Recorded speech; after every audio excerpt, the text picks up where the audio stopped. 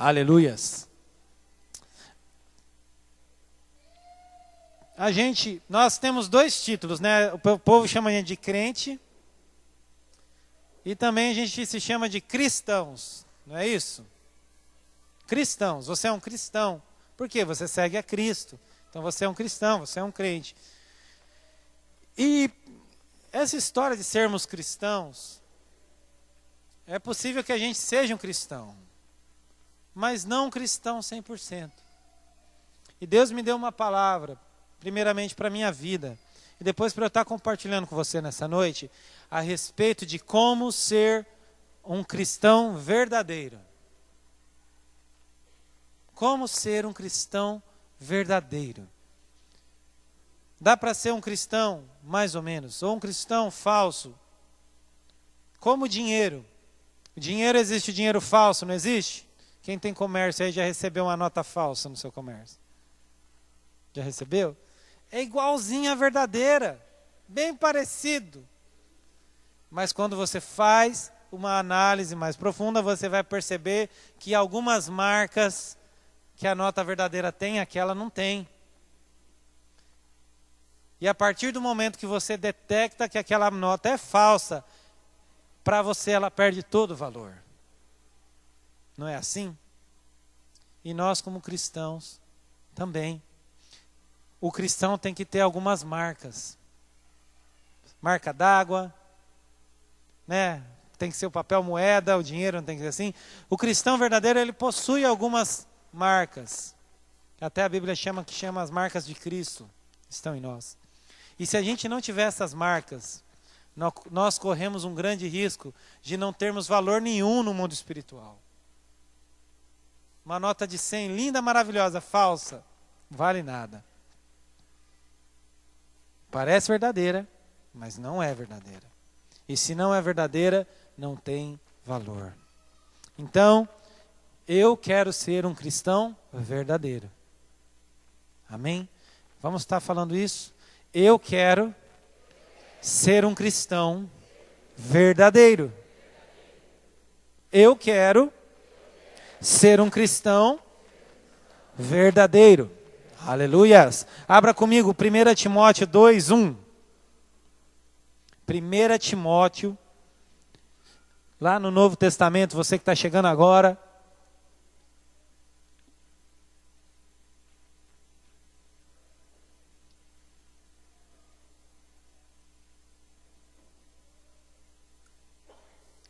Primeira Timóteo, capítulo 2, versículo 1.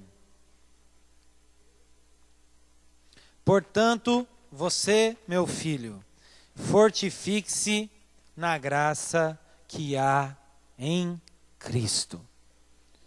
Primeiro ensinamento para você e eu sermos um cristão verdadeiro. Existe uma graça em Cristo.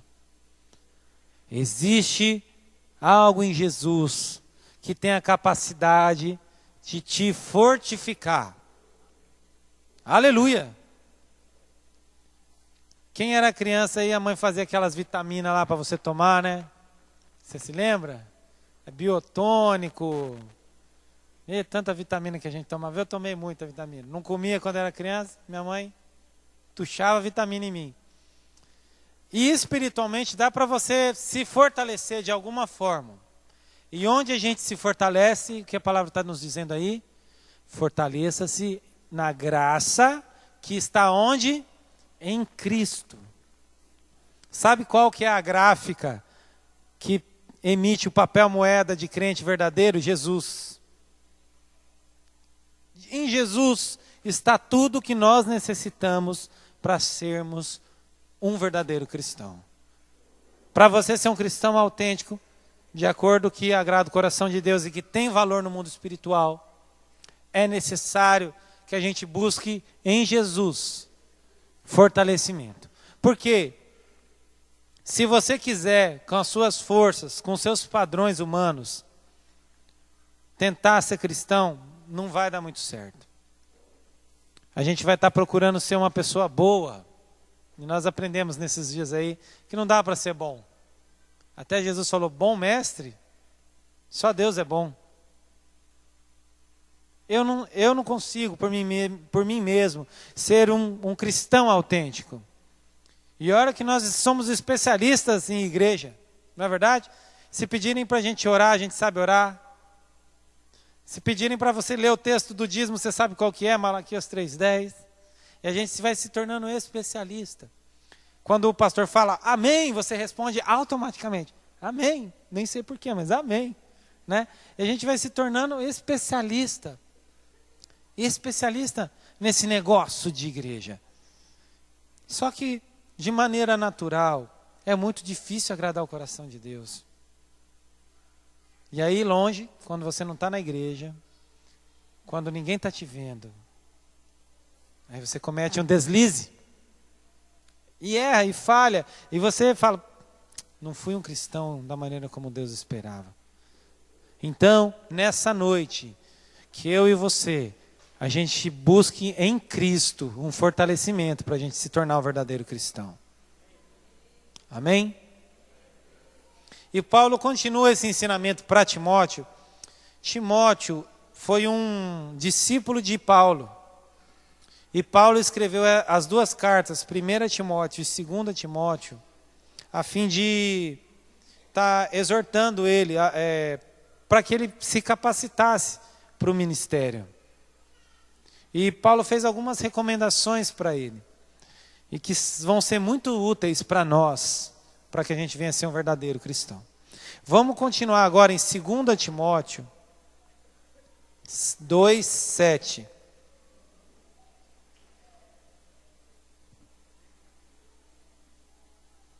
2 Timóteo 2:7.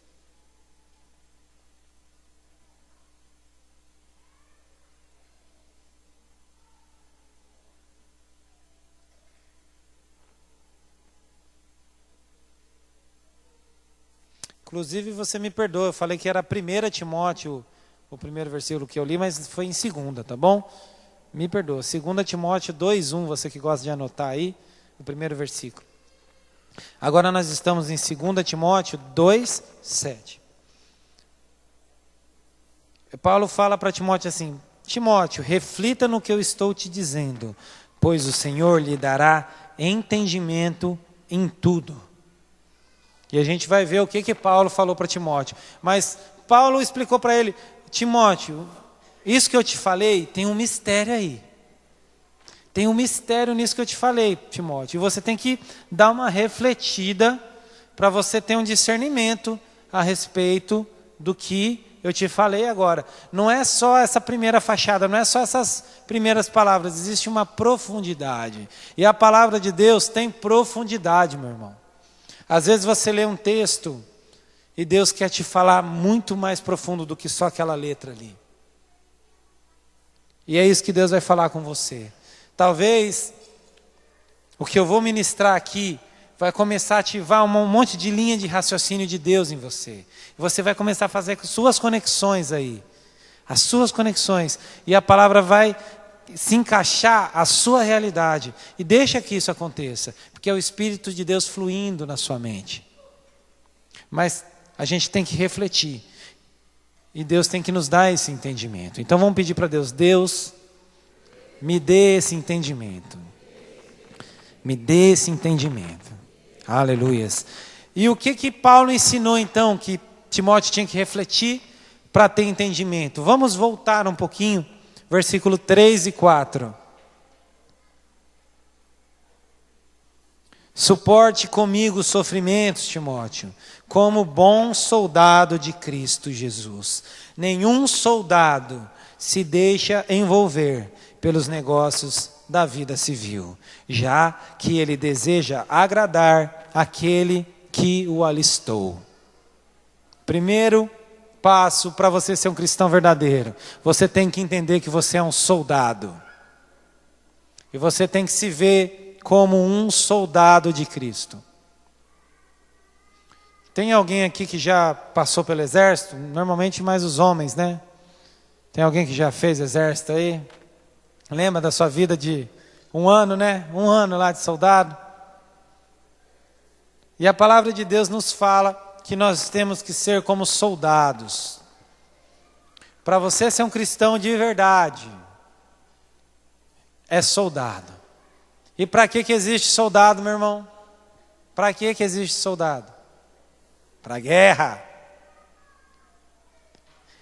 E é incrível como a igreja desses dias não gosta muito de guerra. E a igreja de Cristo, estou dizendo a igreja de Cristo num termo geral, não só a nossa, mas também a nossa. E Deus está trazendo essa palavra para a gente mudar isso. A igreja de Cristo tem estabelecido um relacionamento com Deus, não baseado em troca, mas serve a Deus, buscando aquilo que Ele pode fazer por mim.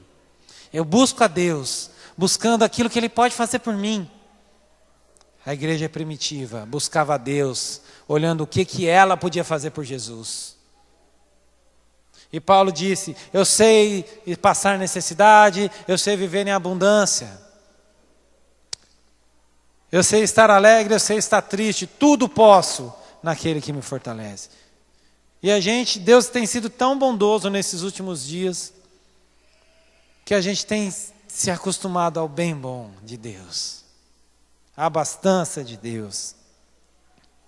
E a gente se esquece que vida de cristão é vida de batalha, meu irmão. Você tem que entender isso. É batalha, é luta. E existe um preço a ser pago, existe uma cruz que a gente carrega, sim. E nessa batalha, Deus te vê como soldado. O inimigo te vê como um soldado. E muitas vezes a gente não se vê como soldado de Cristo. E ele fala, você tem que ser como um soldado, Timóteo. Por quê? Porque o soldado não se envolve na vida civil, mas ele procura agradar aquele que o alistou. Quem te alistou? Quem te alistou? Jesus nos alistou. E a nossa vida de soldado tem que ser com o foco de agradar aquele a quem nos alistou, Jesus. Tira o foco da sua vida cotidiana. É isso que Deus está falando para a gente. O foco, não estou dizendo que você não deva se preocupar. Porque Jesus falou, vocês estão no mundo, vocês não são do mundo, mas vocês estão no mundo. Então não é para parar de trabalhar, não é para parar de fazer a sua vida do dia a dia, mas buscar em primeiro lugar o reino de Deus e a sua justiça. E as demais coisas nos são acrescentadas. Viu como você conhece a Bíblia? O resto nos é acrescentado. A gente só precisa viver isso. E como que é a rotina de um soldado? Ele vai lá para o quartel, tem final de semana que ele volta, tem final de semana que ele não volta, né? Fica lá treinando, se preparando para a batalha. Tem toda uma hierarquia dentro do quartel, com patentes. Então, o soldado, ele é treinado, ele aprende a obedecer. Quando o soldado vai para a guerra, ele suporta privações.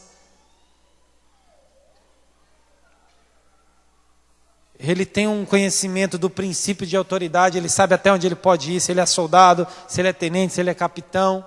Cada patente lhe dá uma autoridade, então ele não compra a briga que não é dele. Ele sabe manejar as armas que estão na mão dele. Tudo isso você já está fazendo conexões com o mundo espiritual? Se você é um soldado, você maneja a arma. Qual que é a arma que a gente tem? Palavra. Como que você é soldado e não sabe dar um tiro? Como que você é soldado e não sabe manejar a palavra? Como que você é soldado e não respeita os superiores? Princípio de rebeldia. Tem gente com patente maior que você, meu irmão, que Deus deu, não foi o homem que deu. Tem gente que tem mais graduação que você, e você tem que obedecer. Quando você estiver na guerra, você tem que estar pronto para suportar as privações da vida. E tem muito crente que quando entra na luta fica reclamando. Está na guerra. Às vezes a gente está no quartel. Bom, né? Mas a gente está na guerra, às vezes. E guerra é guerra, meu irmão. é privação, é noite sem dormir, às vezes passa necessidade. E a gente, igreja dodói, quando cai na guerra, começa a reclamar de Deus. Começa a reclamar. Começa a murmurar. Esse é o caminho do inimigo. Esse é o caminho que o inimigo quer para você. Ele falou, agora sim, está fazendo o meu jogo. Você é soldado. E soldado tem que estar pronto para a batalha. Então diga assim, eu sou um soldado de Cristo. E Deus não te deixou desamparado, Ele te deu equipamentos. Depois você dá uma olhadinha lá em Efésios 6, a partir do versículo 3, que ele vai descrever a armadura de Deus. Você tem armas que você pode lutar. Talvez você esteja lutando com armas naturais para vencer a sua guerra e por isso que você não vence. Existem armas espirituais, meu irmão. Você que está chegando agora, eu estou te dizendo uma palavra rema para você. Existem armas espirituais. Poderosas em Deus para anular todo sofisma. Portanto, se revistam de toda a armadura de Deus, para que vocês possam suportar o dia mau. E depois de ter vencido tudo, vocês permaneçam inabaláveis. É isso que a palavra de Deus diz lá em Efésios 6:10. A partir do 13 ele fala, assim mantenham-se firmes, cingindo o cinto da verdade, vestindo a couraça da justiça, tendo os pés calçados com a prontidão do evangelho da paz. Além disso, usem escudo da fé, para vocês poderem apagar todas as setas inflamadas do maligno. Usem o capacete da salvação, usem a espada do Espírito. Você está na guerra, é fato. Você vai morrer ou usar as armas de Deus para se defender? Deus te coloca essa questão essa noite. Você vai morrer na guerra ou vai usar as armas de Deus? A palavra nos garante que essas armas nos dão vitória. A palavra nos garante que se a gente seguir esse caminho de Efésios 6, nós teremos vitória na batalha. Nós voltaremos como heróis de guerra. Eu não quero morrer na guerra, eu quero ser um herói de guerra. Hebreus 11 fala dos heróis da fé. Eu quero que um dia meu nome esteja na lista dos heróis da fé. Eu quero que um dia o seu nome esteja na lista dos heróis da fé. Mas para isso, a gente tem que ter história para contar. Para isso a gente tem que falar, certa vez passamos por tal necessidade e eu usei a armadura de Deus e eu venci. Todos os homens de Deus passaram por dificuldades. Você não é diferente. Você quer ser homem e mulher de Deus? Se prepare para dificuldades. Não estou dizendo derrota. Estou dizendo dificuldades. Porque a vitória é garantida em Cristo. Essa é a promessa para o soldado de Cristo. Nós somos mais do que vencedores em todas essas coisas. Por meio daquele que nos amou e se entregou na cruz do Calvário para nos libertar desse mundo. Então, soldado, se prepare para a guerra. Soldado, se prepare para a vitória. Mas usa as armas certas. Usa as armas certas. E aí, ele continua falando, 2 Timóteo 2:5. Da mesma forma, Timóteo, nenhum atleta é coroado como vencedor, se não competir de acordo com as regras. Então, aí Paulo sai dessa janela de soldado, e vamos sair junto com ele, vamos para a janela do atleta agora. Quem pratica esporte aí? Pessoal jovem, vocês praticam esporte, né, gente? Pessoal velho também, né? Quem já praticou algum esporte aí? Ontem eu estava vendo o Mundial de Atletismo Sub-20, não sei se alguém conseguiu ver na televisão aí. Legal. Toda prática esportiva regulamentada, onde existe uma competição séria, existem regras a serem seguidas. Não é verdade? Inclusive, agora a última notícia das Olimpíadas é que a Rússia não vai participar dos Jogos porque descumpriu uma régua do doping É isso mesmo, né? Estou atualizado nas notícias. Vocês viram? Então, por que eles não vão competir? A Rússia, uma das grandes potências olímpicas, não vai competir nos Jogos aqui do Rio, porque descumpriu com a regra.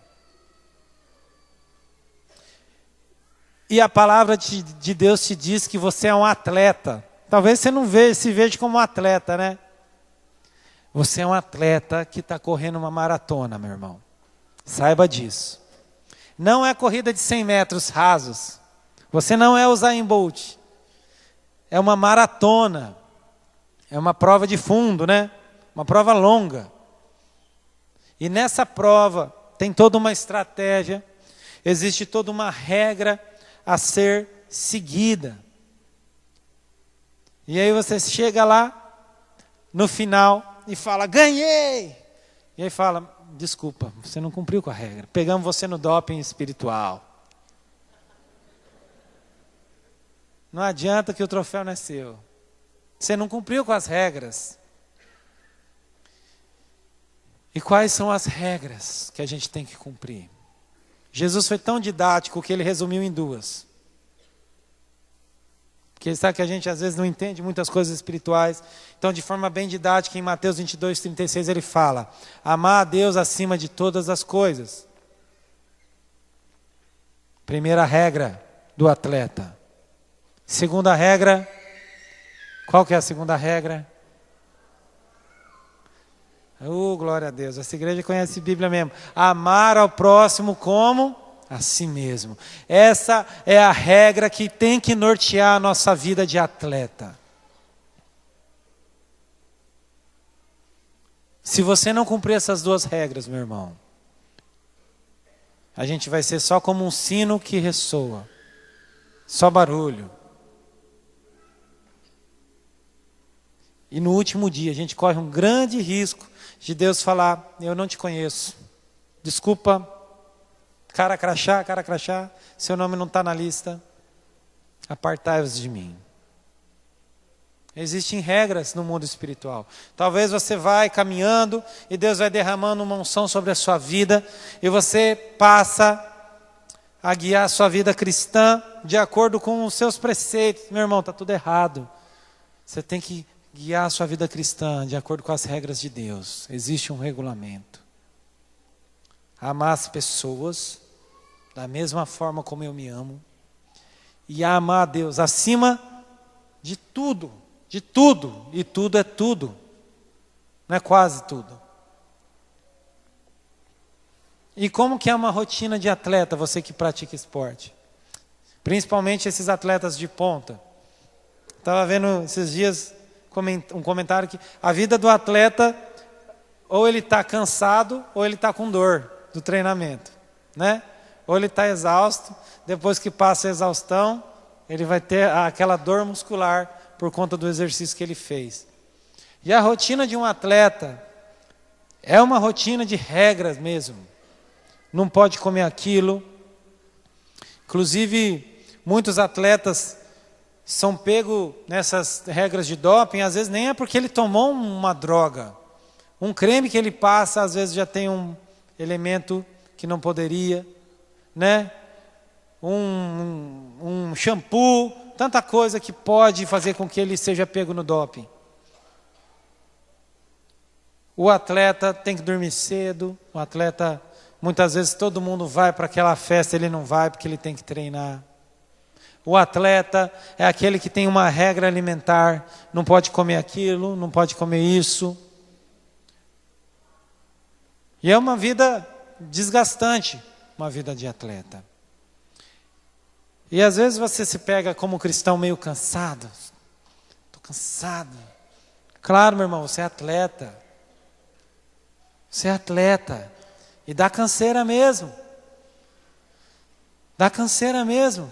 Porque Deus te chamou para correr uma maratona. Deus te chamou para correr uma maratona. Ele quer te ver como campeão lá na frente. Por isso que Ele está te treinando.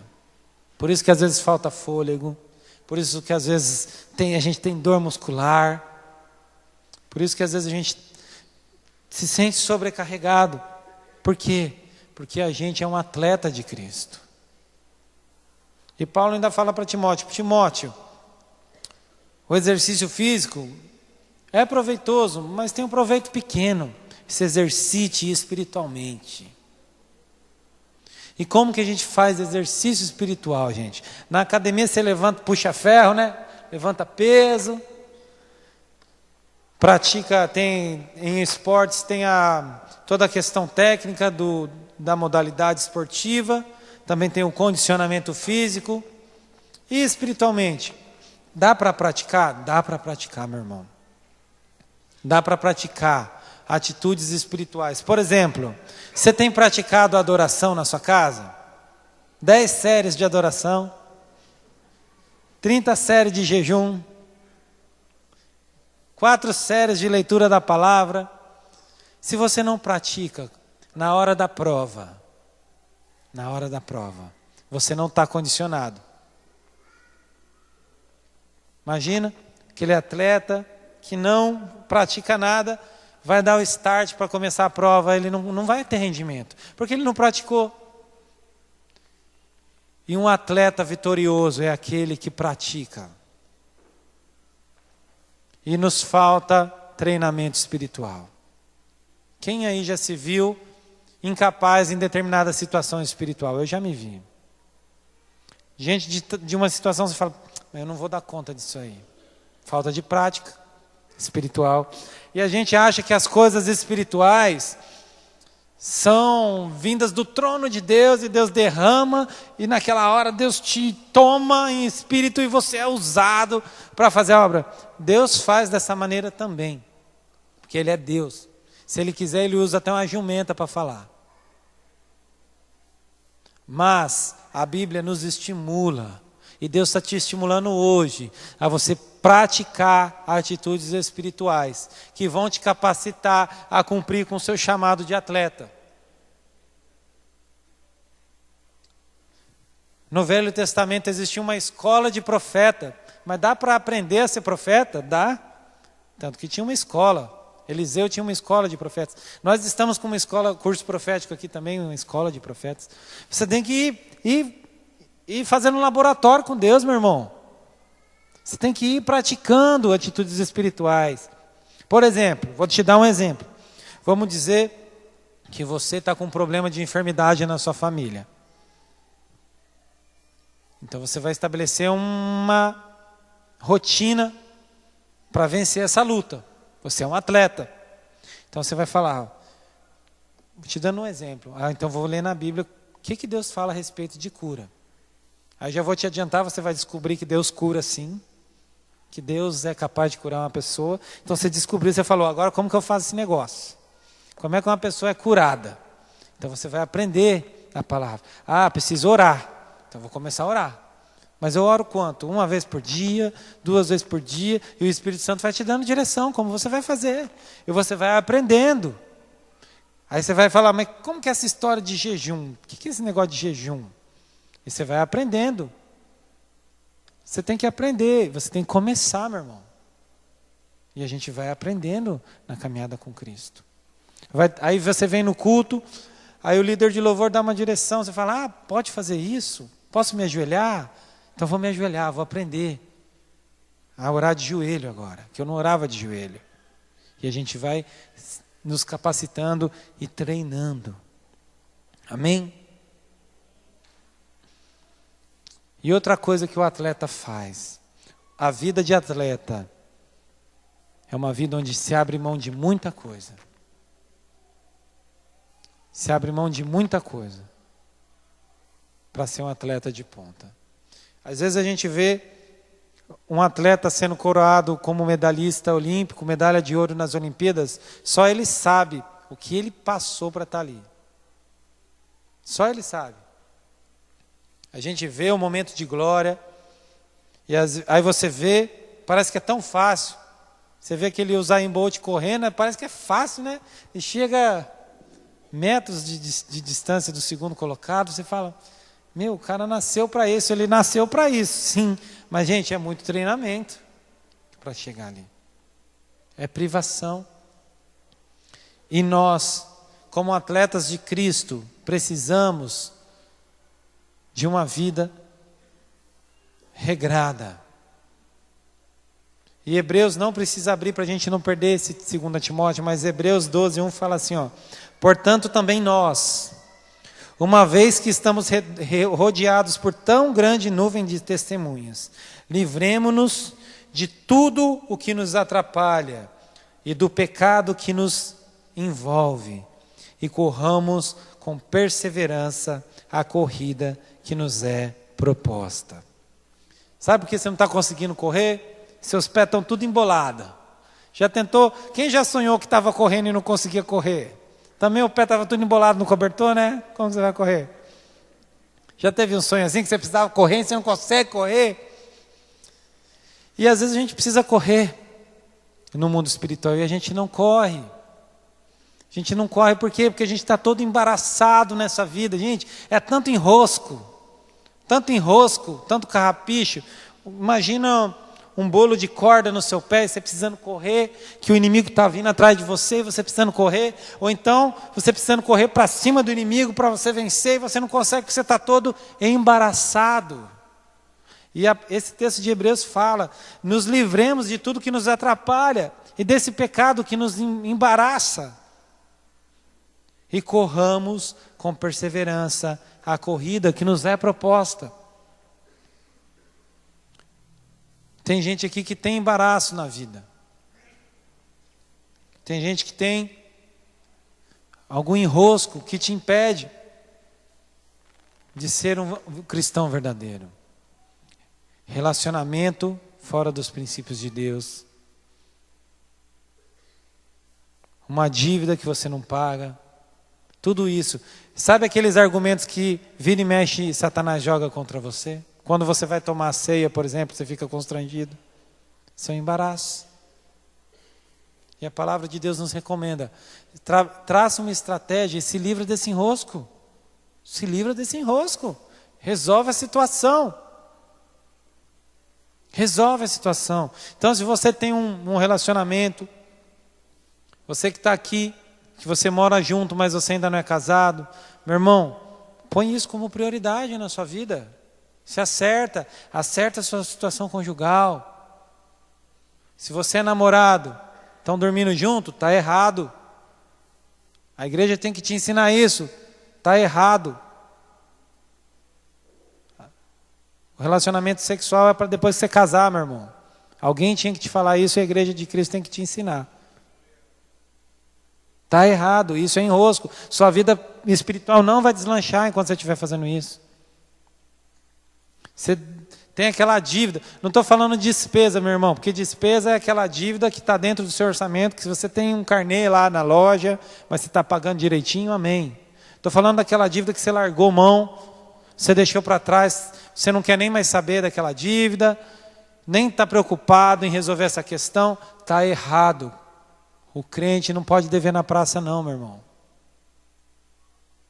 Nem que você pague em 32 vezes, em 100 vezes, mas você tem que ir lá no seu credor e falar, ó, eu tenho uma dívida com você, devo, não nego, pago como puder, né? Mas você tem que dar uma satisfação para a pessoa. Fala, ó, eu preciso acertar minha situação, mas está difícil, como que a gente pode fazer? Eu não posso estar em falta com você. E você acerta a sua situação. E outros enroscos da vida, tudo isso daí atrapalha a gente de ser um cristão autêntico. Atrapalha. Sabe outro enrosco? Falta de perdão. Ou enrosco difícil de tirar da nossa vida. Ir lá pedir perdão para uma pessoa, difícil. Às vezes você ofendeu determinada pessoa. E você não foi pedir perdão para ela ainda. Isso atrapalha a sua vida espiritual, sim, meu irmão. Falta de perdoar. Às vezes você não perdoa determinada pessoa. E isso é um peso espiritual na sua vida também. E Jesus está falando isso para apontar o dedo na sua cara? Não, meu irmão. Porque Ele quer uma restauração na sua vida. E Ele te ungiu como atleta. E se você estiver disposto a se livrar desses enroscos, Ele vai te ajudar. Deus vai estar no negócio. Porque você vai estar com o coração pronto para fazer a vontade de Deus. Deus está nesse negócio. E Deus vai te capacitar para você se livrar desse enrosco. Você vai se surpreender. E eu lanço essa palavra profética sobre você. Se você tomar uma posição na sua vida de conserto, você vai se surpreender com o que Deus vai fazer.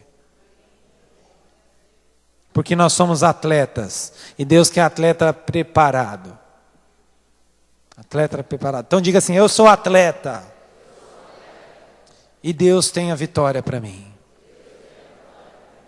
Aleluias. E eu profetizo que muita gente aqui vai receber medalhas de Deus. Vai estar no pódio de Deus. Vai receber um troféu de Deus. A medalha em si tem pouco valor, mas é o que ela representa, não é? A medalha é um objeto que representa uma conquista. E Deus vai derramar sobre nós, quem quiser tomar posse, Deus vai derramar sobre nós bens físicos que vão demonstrar a vitória de Deus na nossa vida. Eu tomo posse. Estou falando do carro, da casa, estou falando do dinheiro na conta, do aumento de salário. Isso são as medalhas. Se você não der valor tanto para a medalha, mas porque ela simboliza na sua vida, aí Deus derrama outra medalha e outra medalha. Amém? Cuidado para não pôr o apego na medalha. Porque o amor é o dinheiro, a raiz de todos os males. Mas Deus vai derramar sobre a igreja bênçãos materiais, que vão ser um símbolo. A pessoa vai olhar para você e vai falar: mas você com esse carro, aí você vai poder testemunhar. Olha, quero te falar uma coisa, tem uma historinha por trás desse carro aqui. Tem uma história por trás dessa casa. Tem uma história. E você vai contar a história de Deus na sua vida. Você pode dar um aleluia? Aleluia! Amém! E aí Paulo termina falando: agora vamos sair da janela do atleta, vamos para outra janela. E aí eu vou finalizar, pode ficar tranquilo, até meia-noite é hoje. 2 Timóteo 2,6.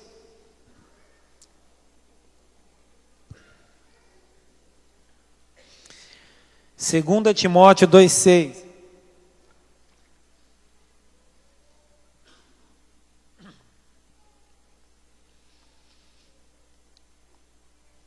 O lavrador que trabalha arduamente deve ser o primeiro a participar dos frutos da colheita. Então agora Paulo sai do universo do soldado, sai do universo do atleta e vem falando para Timóteo que o crente autêntico é um crente igual um lavrador. Tem alguém aí que cresceu na roça aqui?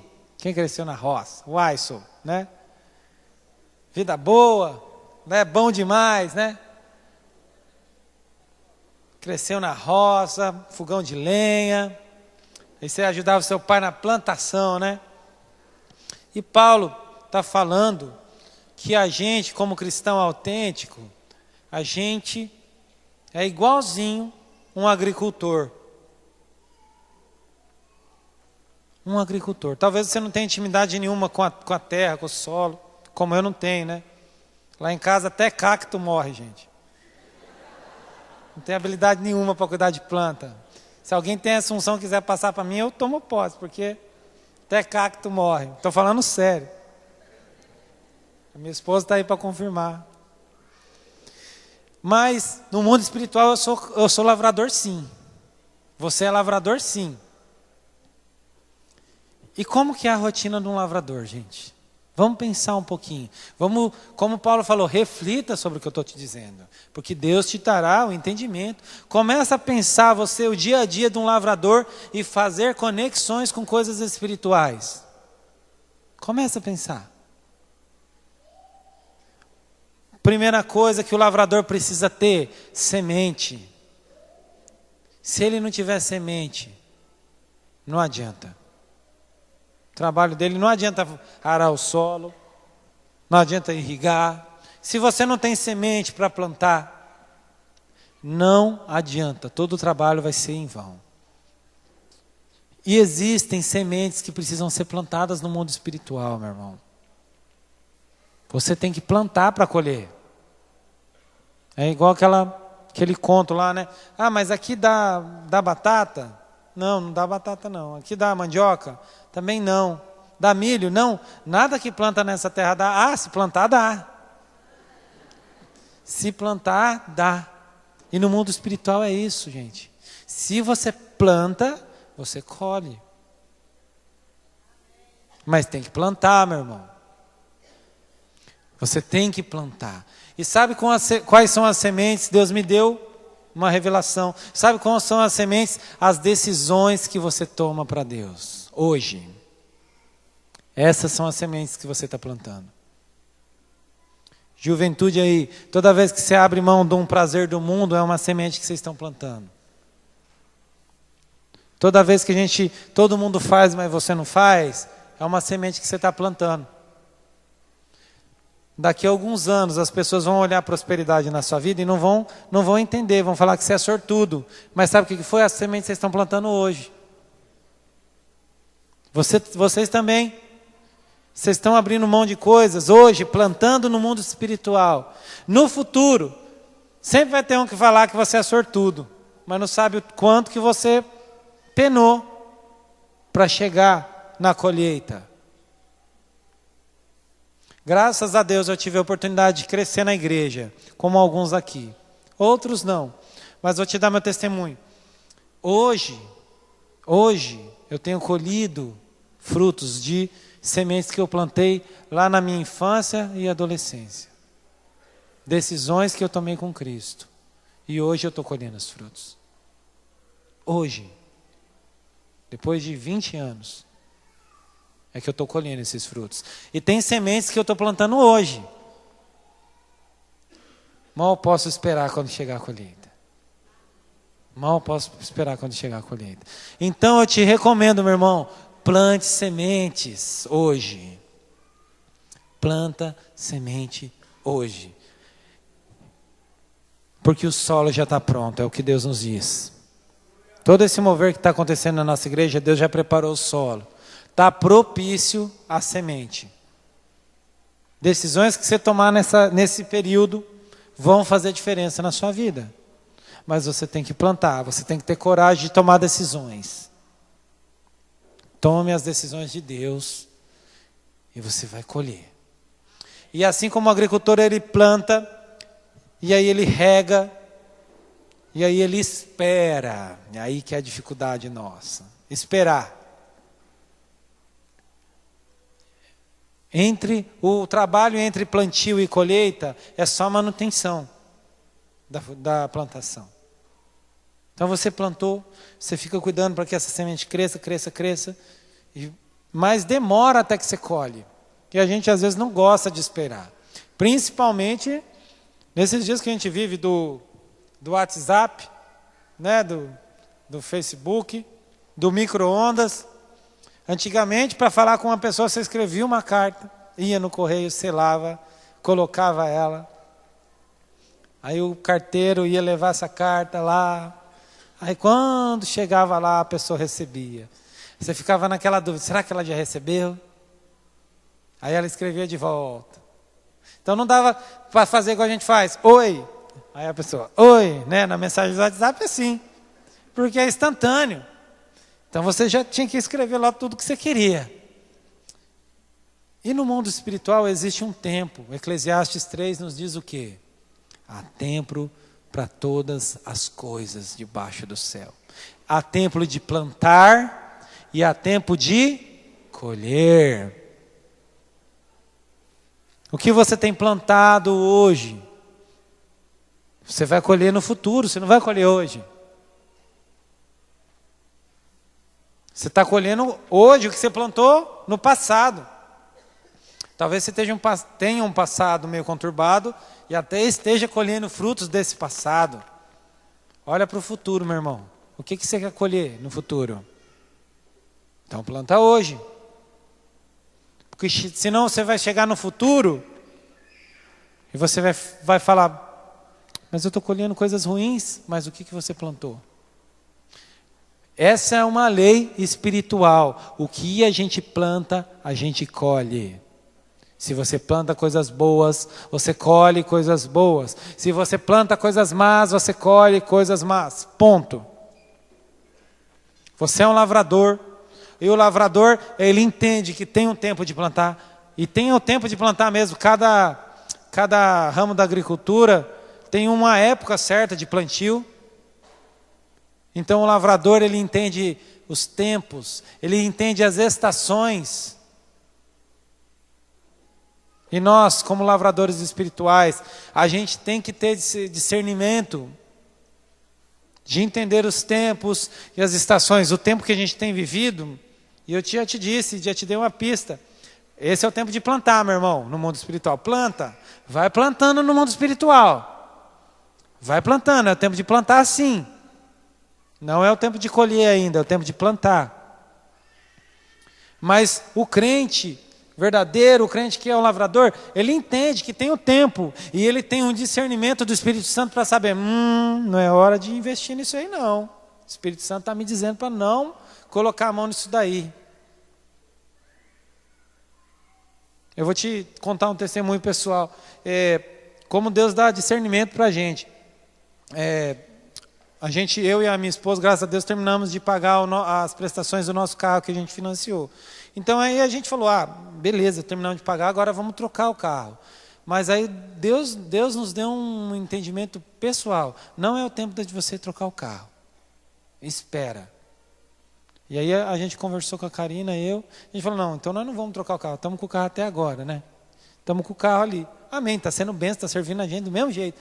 Aí, logo depois veio essa história da Dilma que saiu, essa história de toda essa mirabolância na economia do nosso país. E aí eu fui entender, realmente, não era o tempo de eu ter investido num carro novo não, porque os tempos estão meio conturbados. Eu acho que Deus tem um próximo tempo aí, onde o carro vai estar mais barato. Ele vai falar para mim, Marcelo, agora é hora de você comprar o carro.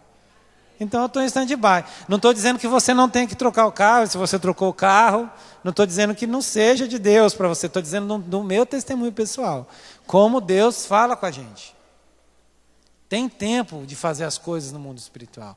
E Deus vai te falar, porque Ele sabe que você é um lavrador. E Ele vai te dizer o que você deve fazer, a forma como você deve agir. Amém? Aí, quando chega lá, você se pega naquela situação, ainda bem que eu não fiz tal coisa, porque olha só o que deu. Deus te dirigindo, meu irmão. Mas Deus pode fazer isso? Deus pode fazer isso, meu irmão. Isso se chama discernimento. A Bíblia chama de discernimento. E Deus nos dá esse discernimento. Mas você tem que se ver como um lavrador, como um agricultor. E qual que é a recompensa do agricultor? Qual que é a recompensa do agricultor? Colheita. E a palavra de Deus para nós é que a colheita 100 por 1. Você sabe o que é colheita 100 por 1, meu irmão? Sabe o que é colheita 100 por 1? Você planta 1 e ganha 100. Ô, glória! Essa é a matemática financeira do reino espiritual. Você sabe que no mundo dos negócios não é assim, né? No mundo dos negócios, um investimento que é muito bom, ele te dá 30% de lucro. É um investimento ótimo. Você investe 100 e você ganha 30. 30%. Olha a palavra de Deus. Está falando que a gente investe 1 e ganha 100. Eu tomo posse dessa palavra para a minha vida.